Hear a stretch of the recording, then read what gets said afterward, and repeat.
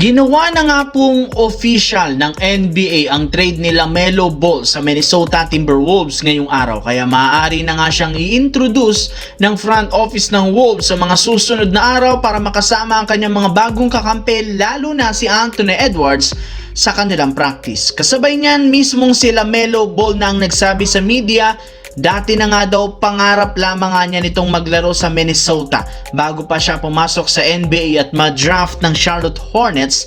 Isa nga ang Timberwolves sa mga teams na gusto niyang paglaruan, at sa kabutihang palad, nangyari nga ito sa off-season matapos siyang ma-trade. Maswerte rin naman siya at makakasama niya dito ang ilan sa pinakamagagaling na kanyang idolo kagaya ni Anthony Edwards. Kaya sisikapin, gagawin niya ang lahat ng kanyang makakaya para maging epektibo ang kanilang tandem at makuha agad ang playing style ng kanyang bagong kupunan, lalo pat hindi rin naman niya gamay sa ngayon ang ginagamit nilang discarded at game plan. Sa kabilang banda, inamin nga ni Giannis Antetokounmpo na gusto niyang pumunta, sumali si LeBron James sa kanila sa Miami Heat para makabuo ng isang super team na magdodomina hindi lang sa East kundi pati na rin sa West. Sa isang video na inalabas sa social media, hindi nga po naitago pa ni Giannis ang kanyang kagustuhan matapos itong magulat at muntik pang atakihin ng iprank siya ng kasama niyang streamer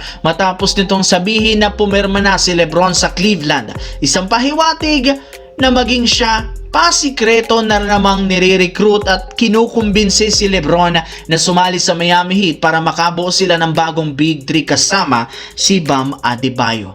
Yes mga idol, kung pipilitin ito ang Miami ngayong offseason na makabuo sila kasama si LeBron ng isang legit na championship Big 3 kagaya ng binuo nito noon kasama sina Dwayne Wade at Chris Bosh. Kaya mataas ang kanilang tsansa ngayon at porsyentong mag-compete kung sakaling makuha si LeBron James. Sa kabilang banda, inanunsyo na wala nga pong balak pa ang Sacramento Kings na pabalikin pa sa kanilang lineup ang veteranong gwardiya na si Russell Westbrook ngayong offseason kasunod ng kanyang expiring contract.